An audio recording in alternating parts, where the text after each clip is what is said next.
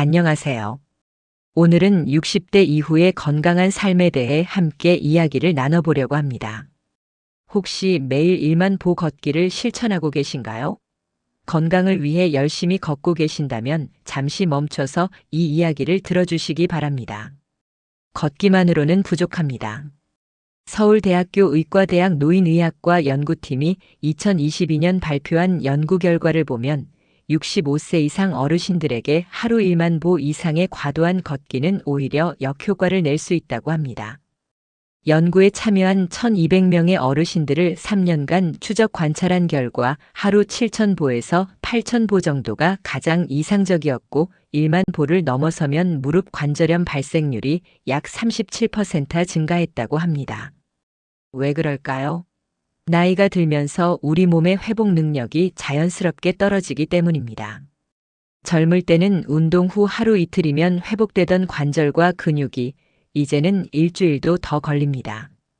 과도한 걷기는 관절에 계속된 압박을 주고 활성산소를 증가시켜 오히려 노화를 앞당길 수 있습니다. 그렇다면 걷기를 아예 포기해야 할까요? 그건 아닙니다. 하루 20분에서 30분, 일주일에 3번에서 4번 정도의 가벼운 걷기는 여전히 좋은 운동입니다. 다만 걷기만으로는 충분하지 않다는 것이 중요한 포인트입니다. 근육이 사라지고 있습니다. 대한노인병학회가 2023년 발표한 자료에 따르면 60세 이후 매년 1%에서 2%씩 근육량이 감소한다고 합니다. 70대가 되면 젊었을 때보다 근육량이 평균 30%나 줄어든다고 하니 참 놀라운 수치입니다. 근육이 줄어들면 어떤 일이 생길까요? 먼저 기초대사량이 떨어져서 같은 양을 먹어도 살이 찝니다. 당뇨병 발생 위험도 높아집니다. 무엇보다 계단을 오르내리거나 무거운 물건을 드는 일상적인 동작이 점점 힘들어집니다. 미국 존스 홉킨스 대학교의 10년 추적 연구를 보면 65세 이상 어르신 중 주 2회 이상 근력 운동을 한 그룹은 그렇지 않은 그룹에 비해 독립적인 생활을 유지하는 기간이 평균 4.7년 더 길었습니다. 이것은 단순히 오래 사는 것이 아니라 건강하게 스스로의 힘으로 사는 시간이 더 길다는 의미입니다. 근력 운동이라고 해서 헬스장에 가서 무거운 기구를 들어야 하는 것은 아닙니다. 의자를 잡고 앉았다 일어서기를 반복하는 체어 스쿼트, 벽을 짚고 하는 푸시업, 발뒤꿈치 들기 같은 간단한 동작만으로도 충분합니다. 일주일에 2번에서 3번, 한 번에 15분 정도면 됩니다. 유연성이 삶의 질을 결정합니다. 나이가 들면 몸이 뻣뻣해지는 것을 누구나 느낍니다. 아침에 일어날 때 허리가 펴지지 않고 신발끈을 묶기가 힘들고 높은 곳에 있는 물건을 꺼내기가 어려워집니다. 하버드 의과대학의 연구에 따르면 70대 어르신 중 주 3회 이상 스트레칭이나 요가를 실천한 그룹은 만성 통증이 52% 감소했고 낙상 사고는 43% 줄어들었다고 합니다. 이것은 매우 의미 있는 수치입니다. 요가나 스트레칭은 관절에 부담을 주지 않으면서도 유연성, 균형감, 그리고 심지어 근력까지 동시에 향상시킬 수 있는 완벽한 운동입니다. 거창한 동작이 아니어도 됩니다. 앉아서 팔을 천천히 위로 뻗어보고 고개를 좌우로 천천히 돌려보고 허리를 부드럽게 비틀어보는 것만으로도 충분합니다. 물속 운동의 놀라운 효과. 관절이 좋지 않은 분들에게는 수영이나 아쿠아로빅을 추천드립니다. 물속에서는 부력 때문에 체중 부담이 약 90% 감소합니다. 무릎이나 허리에 통증이 있어도 편안하게 운동할 수 있습니다. 연세대학교 스포츠레저학과의 2021년 연구를 보면 65세 이상 어르신 200명을 대상으로 6개월간 주 2회 아쿠아로빅을 실시한 결과 심폐기능이 평균 28% 향상되었고 우울감은 41% 감소했으며 수면의 질도 크게 개선되었다고 합니다. 수영을 못하시더라도 걱정하지 마세요. 아쿠아로빅은 물속에서 걷거나 간단한 동작을 하는 것이기 때문에 누구나 쉽게 시작할 수 있습니다. 게다가 같은 연령대의 사람들과 함께 하다 보면 자연스럽게 사회적 교류도 이루어집니다. 다리가 건강해야 인생이 건강합니다. 노화는 다리에서 시작된다는 말 들어보셨을 겁니다. 이것은 단순한 속담이 아니라 의학적 사실입니다. 서울 아산병원 정형외과팀의 5년 추적 연구에 따르면 70대 이상 어르신 중 다리 근력이 약한 그룹은 강한 그룹에 비해 5년 이내 요양시설에 입소할 확률이 3.8배 높았습니다. 다리 근력이 곧 독립적인 생활을 유지할 수 있는 핵심 요소라는 뜻입니다.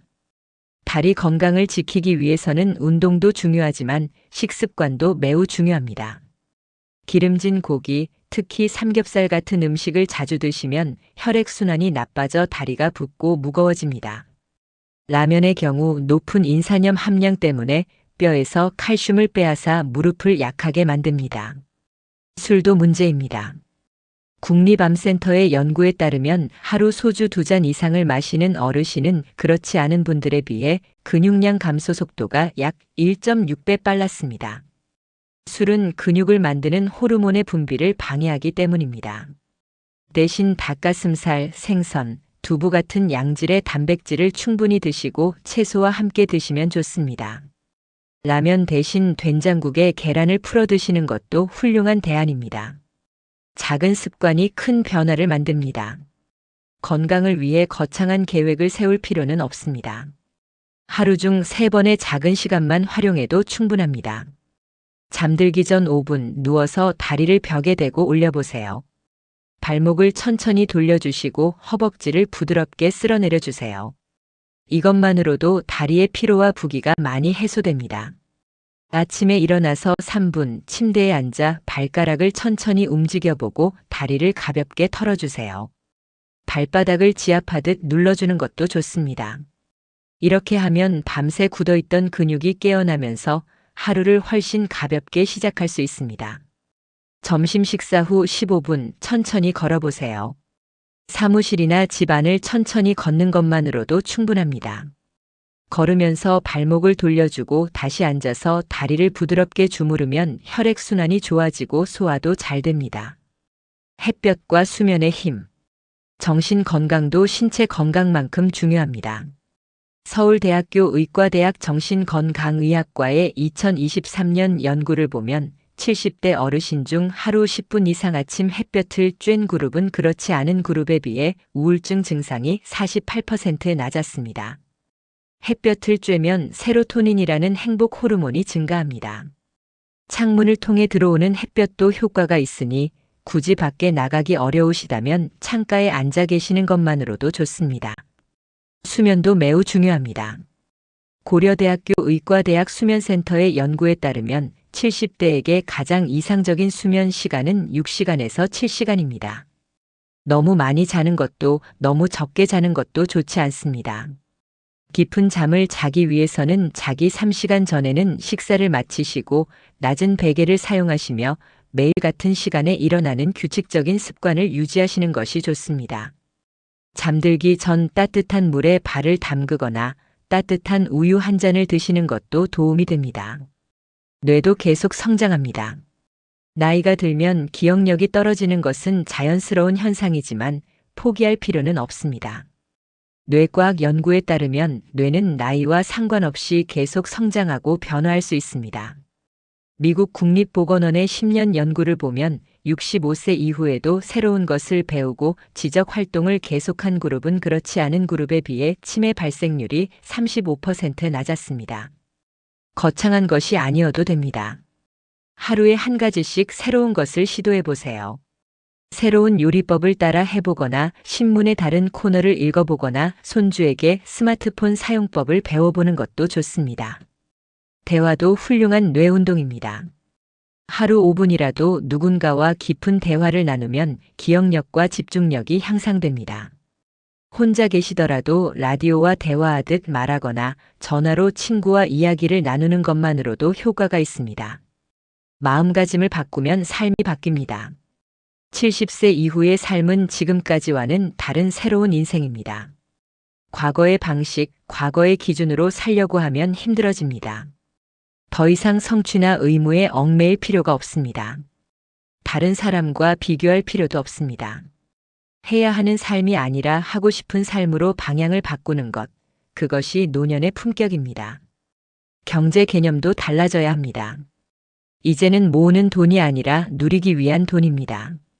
좋은 음식을 드시고 하고 싶은 취미를 즐기고 가고 싶은 곳에 가는 것.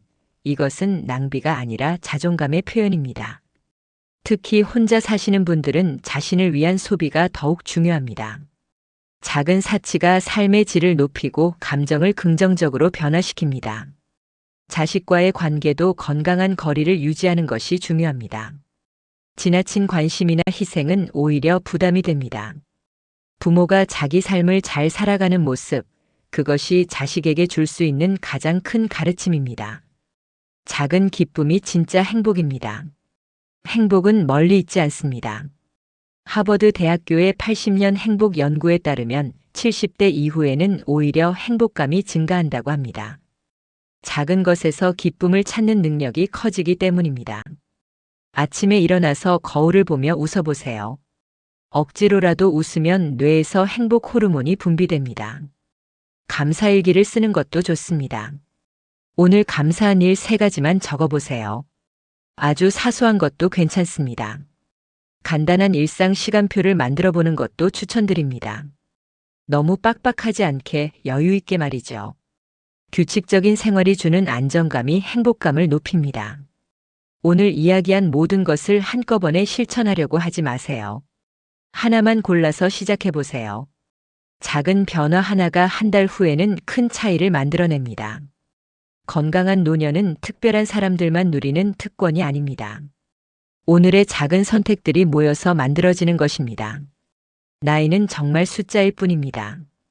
올바른 습관을 실천하면 30년은 젊어진 듯한 삶을 살 수 있습니다. 다만 새로운 운동을 시작하기 전에는 꼭 의사 선생님과 상담하시기 바랍니다. 각자의 건강 상태에 맞는 운동 강도와 방법을 찾는 것이 중요합니다. 여러분의 건강하고 행복한 노년을 진심으로 응원합니다. 오늘도 좋은 하루 보내세요. 감사합니다.